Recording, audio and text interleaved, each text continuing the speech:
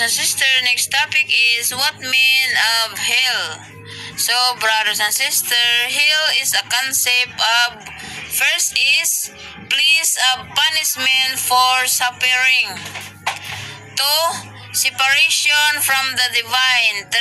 State of mind of spiritual darkness. Depende sa beliefs and context. Gusto mo pang ayan, atong topic karon is qualified for hell. Sounds intense. First is different beliefs about hell and qualification. 2. Some believe it's based on action and intention. 3. Other focus on redemption and forgiveness. Thank you and God bless to all. Marriage. Same-sex marriage. A topic of ongoing debate and discussion. Una, legal status varies by country. 2. Some countries allow it, others don't. 3.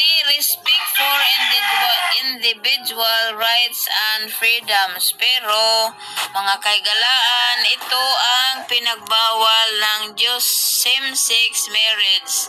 Dapat lalaki at babae lang ang mag-asawa. Hindi pareho, lalaki sa lalaki, babae sa babae. Kapag ginawa mo ito, walang lugar sa kaharian ng Diyos. Thank you and God bless to all.